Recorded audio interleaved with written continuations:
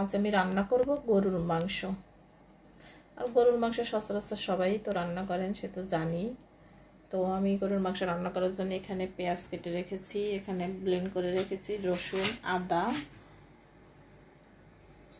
গোলমরিচ, লবঙ্গ এগুলো। আর পেঁয়াজটা আমি ভেজে নেব। আর এই যে আমি আগে থেকে মাংসটা ধুয়ে পানি ঝরিয়ে রেখেছি।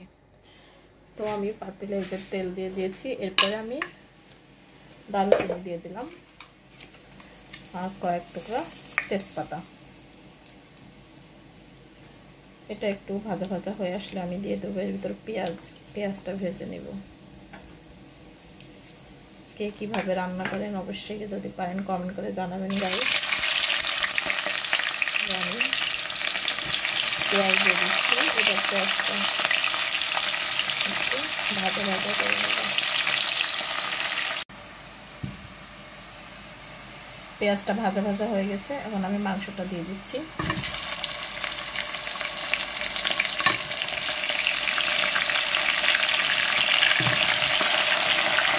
অল্প কিছু মাংস দেওয়ার পর আমাকে নাড়ানাড়ি করে নেব। পেঁয়াজটা যেন নিচের থেকে পুড়ে না যায়।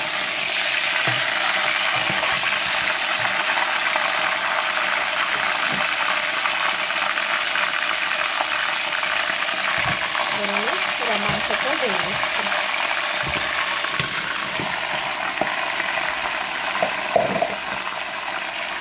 তারপর আমি একটু নাড়ানাড়ি করবো।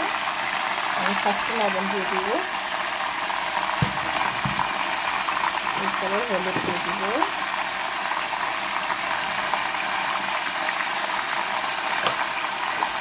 তারপর ধনিয়া গুঁড়া,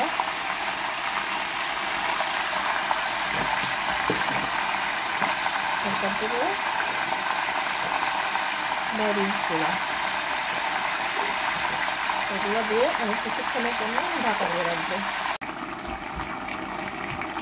8 থেকে 10 মিনিট মতো আমি একটু জ্বালিয়ে নিয়েছি। এটা দেখতেই পাচ্ছেন। স্বাদ একটু বাড়ানোর জন্য এদিকে আমি কয়েকটা শুকনো মরিচ দিয়ে দিচ্ছি। আর এরপরে আমি দেবো ব্লেন্ড করা আমার যে মশলাটা ছিল ওইটা।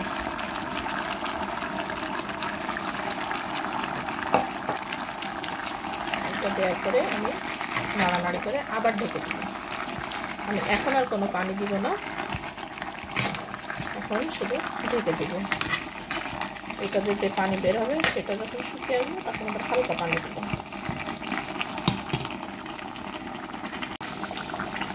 মাংসটা এখন হচ্ছে, এই যে দেখতেই পাচ্ছেন আমি পানি দিইনি বললেই চলে, শুধু বাটাটা ছিল ওটা ধুয়ে হালকা একটু পানি দিয়েছি। আর এটা মাংস থেকে বের হয়েছে। এরপরে এটা দিয়ে আমার কষানো হয়ে যাবে, হালকা জলের পানি দিব শেষে। এভাবে আমার রান্না হয়ে যাবে, আর কোনো মশলাই দিব না। আর মাংসের ঝোলটা দেখেন কত সুন্দর মাখা মাখা হয়ে আসছে, মানে নোনাস হয়ে গেল আর কি এক কথায়। এখন এটা এখনো খুব ভালো মতো সিদ্ধ হয়নি, আমি খেয়ে দেখছি। এই জন্য আমি এখানে একটু গরম পানি দিয়ে দিচ্ছি। গরম পানি অর্থাৎ ঝোলের পানি দিয়ে দিচ্ছি। এই ঝোলের পানিটা শুকানোর সাথে সাথে মাংসটাই সিদ্ধ হয়ে যাবে আর আমার মাংসটা রান্না শেষ হয়ে যাবে।